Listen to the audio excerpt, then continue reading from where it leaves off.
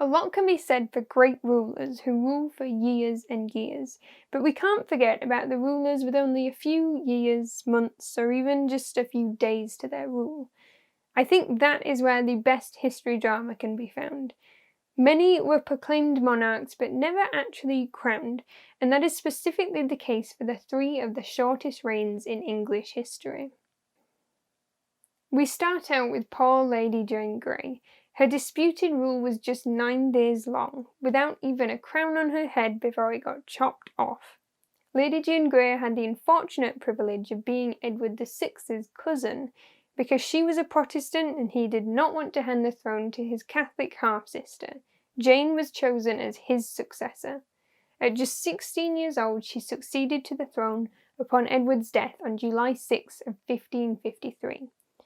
Jane was brought to the Tower of London for her coronation, but she would never get the chance to wear a crown on her head. The country felt favourably that Mary was the true heir to the throne, and just 9 days later, the council proclaimed Mary as the true queen. From the 10th of July to the 19th of July of 1553 remains the shortest reign of any English monarch. And though her reign was over, she remained in the Tower until her death of February 1554. On charge for high treason, she had pleaded guilty and was sentenced to death. But Mary did not feel that this girl was a true threat to her, so the sentence was on hold. That is until her own father got caught up in a rebellion against Queen Mary. Now a credible threat, the young Jane was executed in order to quell any hope of the revolution under her name. Next we have the Danish king Sven Forkbeard. His reign on the English throne totals around 40 days. He isn't always counted as the rightful king of England, mostly because he just took it out of nowhere.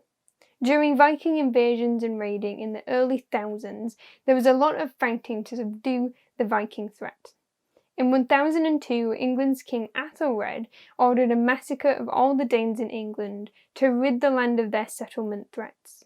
In revenge, Sven led an invasion and rampaged through England, causing widespread fear. And this was to his advantage, as many inhabitants surrendered to his forces, almost welcoming him without hassle. And though Ethelred tried to keep paying off the Vikings to leave, they kept coming back over the years. From his name itself, Ethelred was not well prepared or well advised.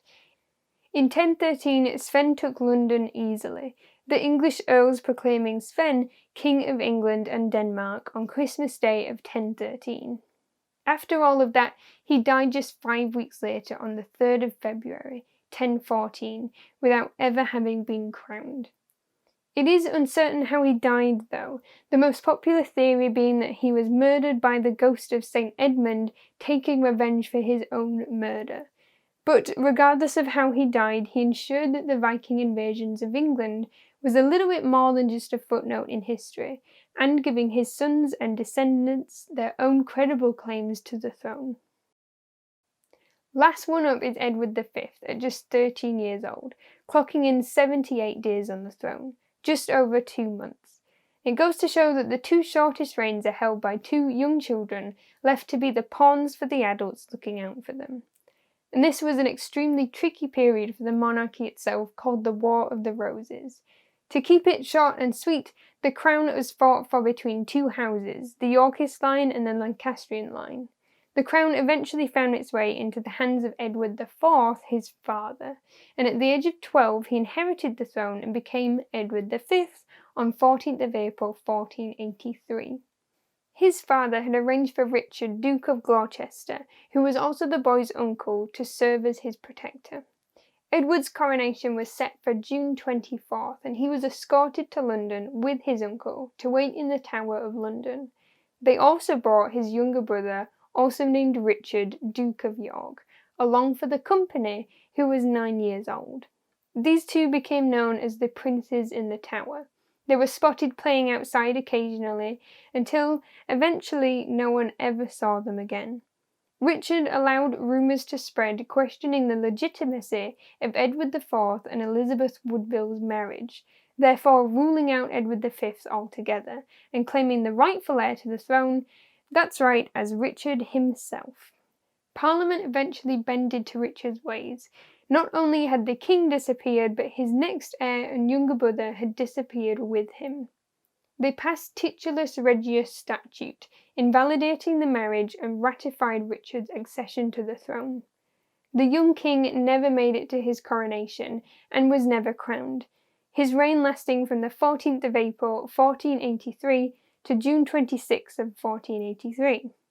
It is assumed that they were murdered, and in 1674 the bones of 2 young boys were discovered in the Tower, and though testing was inconclusive, they were buried at Westminster Abbey by Charles II. And there we have our 3 shortest reigns of English history.